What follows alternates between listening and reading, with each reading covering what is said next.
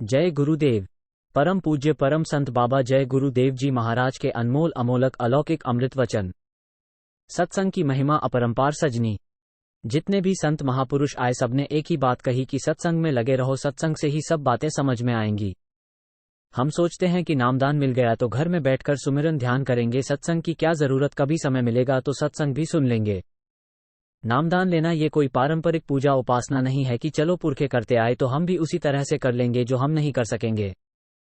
नामदान आध्यात्मिक विज्ञान का सूत्र है, इसको करना होता है। इसी सूत्र का आधार लेकर जीवात्मा की गुत्थियों को सुलझाना होता है और हर कदम पर गुरु की दया की जरूरत पड़ती है, गुरु के सहारे की जरूरत पड़ती है, क्योंकि यह एक प्रैक्टिकल ज्ञान है। सत्संग में सारी बातें समझाई जाती हैं। जय गुरुदेव बाबा के शब्दों में सत्संग की बहुत जरूरत है।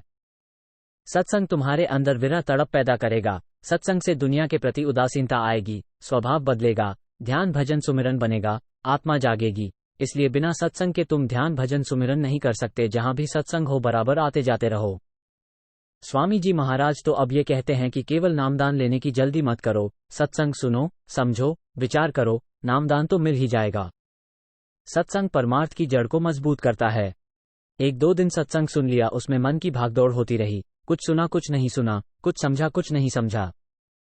ये हालत एक की नहीं प्राय सबकी होती है। जब हम किसी प्रेमी से गुरु और सत्संग की चर्चा करते हैं तो ये इच्छा होती है कि हम भी चलकर नामदान लें और आते भी लोगल किनस मानम मंकीमतियां नकालनेम। शंका निवारण करने में कुछ समय तो लगता ही है, इसके लिए सत्संग की जरूरत है। सत्संग महापुरुष की ऐसी वाणी है जो सत्संग में बैठे हर जीवों के ऊपर काम करती है, नए लोगों में विचार पैदा करती है, पुराने लोगों को झकझोरती है, उनको आगे बढ़ाती है। सत्संग की महिमा अपरंपार है। सत्संग की हर वाणी खुली किताब है, जहां सबके प्रश्नों का उत्तर है, सबकी समस्याओं का निदान है, सबके कपट का पर्दा टूटता है। इसलिए सत्संग के बगैर कोई चाहे कि हम घर बैठे कर लेंगे, ऐसे कितने ही लोग अब आते हैं स्वामी जी महाराज के पास और वो कहते हैं कि मैंने इस सन में नामदान लिया था, मैं पुराना नामदानी हूं, समय न मिलने के कारण आ नहीं सका। और जब स्वामी जी महाराज उनसे पूछते हैं कि कुछ सुमिरन ध्यान भजन किया तो उनका सिर झुक जाता है, निगाह नीची करके कहते हैं कि नाम भूल गया।